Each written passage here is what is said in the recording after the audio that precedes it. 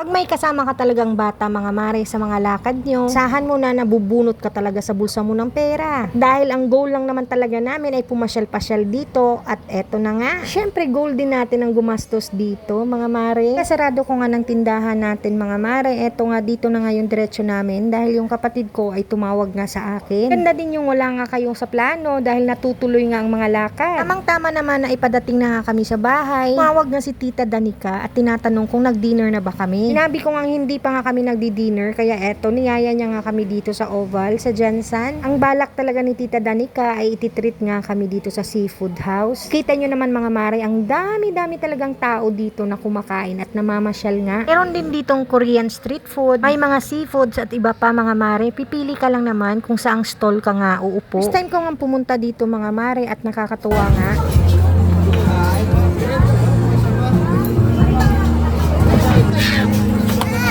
There's pizza. There's... Siya na kay Sino.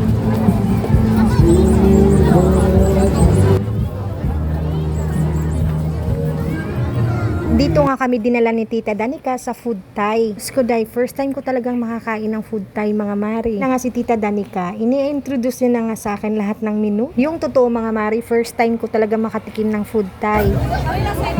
Oo, sige ka na lang. Si Andre Pod. Kay Andre spicy. Dahil hindi nga pwede sa spicy nga yung mga maliliit na chikiting. Chicken with fried rice na lang sa mga bagets. Kami naman dalawa ni Tita Danica ay yung seafood noodles nga na spicy. Di talaga ako makakagala dito sa city mga mare kung walang nagyayaya sa akin. Yung totoo mga mare, first time ko talagang pumunta dito sa Oval Plaza. May mga nagkikwento na nga na maganda nga daw dito mamasyal lalo pat kasama mo yung mga bata. Namasyal ka dito mga mare, nako mararamdaman mo talagang Paskong Pasko na talaga. Katapos na nga ang umorder namin ni Tita Danica at na nga at may nahanap na nga kaming available na mesa. Sabi ko nga sa mga bagets mga mare na dito na lang muna sila umupo. Na mag-behave nga at wag takbo ng takbo. Dahil sa totoo lang ako'y nahihilo talaga. Alam mo yung kung saan-saan sila nakakarating at ikaw naman ay yung habol ng habol. Yang pangalawa ko naman si Kuya Ezekiel, nako hindi mo talaga yan siya nakikitang umaalis sa tabi mo. Pag sinabi mong mag-behave at umupo lang ay nako gagawin niya. Pero yung bunso namin, Diyos ko day, siguro 1 minuto lang makikinig o baka nga 30 seconds lang. Siyempre hindi naman pwedeng sila lang yung kukuhanan ko ng video, abay magsiselfie din ang mama siya nyo. Totoo lang mga mare, hanggang dito lang talaga yung nakukuhanan ko ng video dahil nakakapagod naman kasi ikot ng ikot dito mga mare, sa lawak ba naman. Pero yung totoo din ha, nakaka-refresh din ang utak. Dahil yung buhay ko mga mare, nakaikot lang naman sa bahay, sa school at sa tindahan. Yun lang, paulit-ulit, napaka-boring. Medyo may katagalan din yung waiting namin sa pagkain mga mare, nagugutom na nga kami dyan.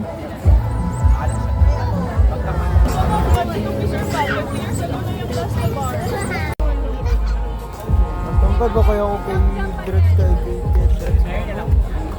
Ayan na nga yung bunso ko at yung pamangkin ko, si EJ. Bilin-bilinan ko nga sa bunso ko na wag na nga silang pumunta kung saan-saan. Dapat abot tanaw namin sila. Dahil hindi naman kami pumunta dito para maghanap ng mga bata. Diyos ko, mamamasyal tayo. Tingnan nyo naman mga mare, napakasaya talaga ng dalawang bata. At yun na nga, hindi naman umabot ng 1 oras mga mare, dumating na rin yung order naming pagkain.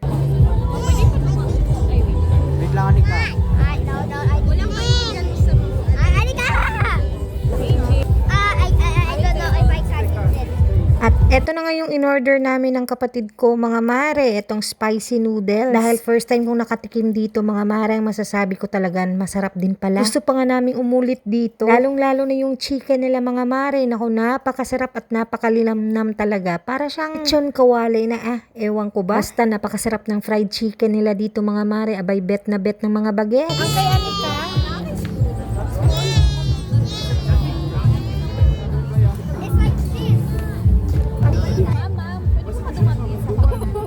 It's like this. What? Mahal. Nakakain ako ng maayos nito mga mare dahil etong dalawang maliliit ko, si Kuya Kel at saka si Bunso, hindi ko na sinusubuan mga mare, kaya na nilang kumain mag-isa.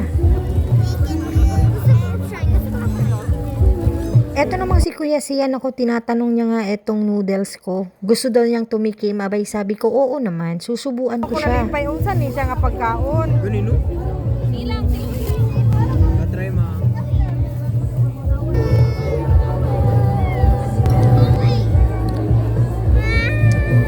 Tamang-tama lang naman yung spicy niya mga mare at saka ang sarap talaga. Gustuhan nga siya ng panganay ko mga mare, abay gusto pa ngang lumafang. Tingnan nyo naman yung bunso ko, naku bilib na bilib ako niyan. Hindi na talaga nagpapasubo yan kay mama. At eto naman si Kuya Sian, sabi niya nga tikman ko nga daw yung chicken dahil napakasarap. Totoo nga ang chismis mga mare, ang sarap talaga ng chicken dito sa Food Thai. Hindi ko talaga ma-explain basta yun na yun masarap talaga siya mga mare. Sige daw, be. Kain ka nito, na. Sarap lang yung chicken. Yan talaga si Kuya Kel ang masasabi kong napakapihikan sa kanilang tatlong magkakapatid ng pagkain. Hindi mo siya basta-basta mabibigyan ng pagkain pag hindi niya talaga kilala yung food at saka kung hindi niya talaga gustong kainin. Hindi katulad nitong panganay ko at yung bunso ko na kahit hindi nila kilala yung pagkain, pag nakikita talagang lang gusto nilang tikman. Pero yung pangalawa ko si Kuya Kel, nako, i-stress ka na lang talaga. Pero pag nagustuhan niya nga yung pagkain mga mare, aba parang gusto niya araw-arawin na yun na lang ang pagkain niya.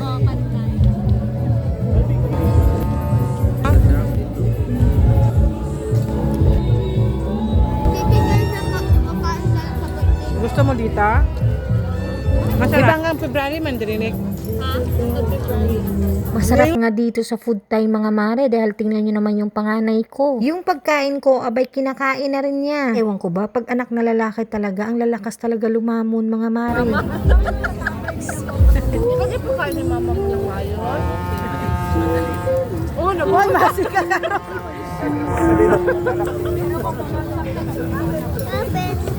Una-open naman yan. Sakit pang ulo mo? Hindi, hilandahan. Alam mo mo mag-isuyo sis. Kahit yun dyan. Sir, mag-isuyo na lang ko, sir, be. Yung anak ko.